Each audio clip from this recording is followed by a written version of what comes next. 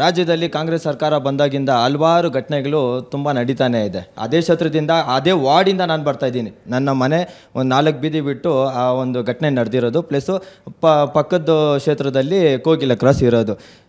ಅಲ್ಲಿರೋರೆಲ್ಲನೂ ಈಗ ಎಲ್ಲ ಪಾರ್ಟಿ ಲೀಡರ್ಗಳು ಹೆಂಗಾಗ್ಬಿಟ್ಟಿದ್ದಾರೆ ಅಂದರೆ ಹಿಂದೂಗಳಾದರೆ BJP ಗೋಟು, ಕಾಂಗ್ರೆಸ್ ಆದರೆ ಮುಸ್ಲಿಂ ಗೋಟು. ಅಲ್ಲಿರೋರೆಲ್ಲ ಹಿಂದೂಗಳು. ಯಾಕೆ ಮುಸ್ಲಿಂ ಇಲ್ಲ ಅಂತ ಏನಾದರೂ ನೆಲೆ ಮಾಡಿಕೊಟ್ಟಿಲ್ವ ನೀವು KJ ಜಾರ್ಜ್ ಅವರೇ?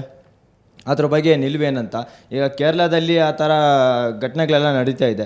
ಎಲ್ಲ ಜಾಗದಲ್ಲಿ ಇವರ ಅನುದಾನ ಎಲ್ಲ ಬಿಡುಗಡೆ ಮಾಡಬೇಕಲ್ಲ. ನಮ್ಮ ರಾಜ್ಯ ಜನ ನಾವು ಕಟ್ಟಿರೋ ಟ್ಯಾಕ್ಸ್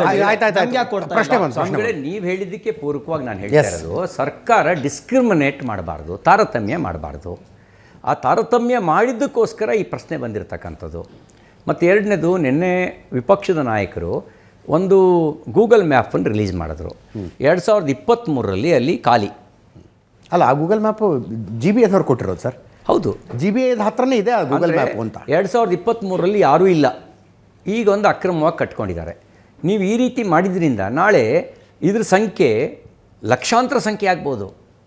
ಆಗ ನಿಮಗೆ 2 ರೀತಿ ಪರಿಸ್ಥಿತಿ ನಿರ್ಮಾಣ ಆಗುತ್ತೆ. ಒಂದು, ಅಕ್ರಮವನ್ನು ನೋಡದಂತೆ ಸುಮ್ಮನಿರೋದು, ಇಲ್ಲ ಕಿತ್ತಾಕಿದರೆ ವಿವಾದ ಆಗುತ್ತೆ ಅಂಥೇಳಿ ಅವರಿಗೆ ದುಡ್ಡು ಕೊಡೋದು. ಇದು ಆಗಬಾರ್ದು. ಇಲ್ಲಿ ಒಂದು ಕಾನೂನು ಇದೆಯಾ ಇಲ್ವೋ? ಆ ಕಾನೂನಿಗೆ ಅಡಿಯಾಳಾಗಿರ್ಬೇಕು ನಾವು. ಈ ನೆಲದ ಕಾನೂನು ಮುಖ್ಯನೋ ಅಥವಾ ನಮ್ಮ ರಾಜಕೀಯ ಲಾಭ ನಷ್ಟ ಮುಖ್ಯನೋ? ನಮ್ಮ ಪ್ರಶ್ನೆ ಇರೋದು, ನಿಮ್ಮ ರಾಜಕೀಯ ಲಾಭ ನಷ್ಟದ ಲೆಕ್ಕಾಚಾರಕ್ಕೆ ಕರ್ನಾಟಕದ ಹಿತಾಸಕ್ತಿನ ಬಲಿ ಕೊಡಬೇಡಿ. ಇಲ್ಲಿಯ ಕಾನೂನು ವ್ಯವಸ್ಥೆ ಸುವ್ಯವಸ್ಥೆಯನ್ನು ಹಾಳು ಮಾಡಬೇಡಿ.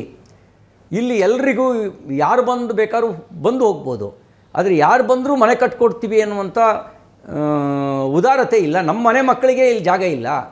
ಇಲ್ಲಿ ಹುಟ್ಟಿ ಬೆಳೆದವರಿಗೇ ಇನ್ನೂ ನಾವು ಸೂರು ಕೊಡೋಕ್ಕಾಗಿಲ್ಲ. ಒಂದು ಕಣ್ಣಿಗೆ ಬೆಣ್ಣೆ ಒಂದು ಕಣ್ಣಿಗೆ ಸುಣ್ಣ ಮಾಡಬೇಡಿ.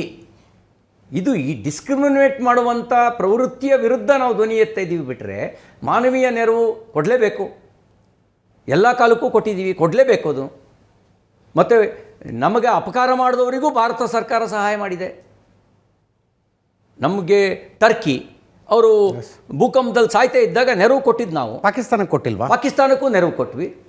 ಕೆಲವೊಮ್ಮೆ ನಮ್ಮ ಮಾನವೀಯ ಗುಣವನ್ನು ನಮ್ಮ ಉದಾತ್ತ ಸಂಸ್ಕೃತಿ ಹಿನ್ನೆಲೆಯಲ್ಲಿ ನಾವು ಮಾಡ್ತೀವಿ.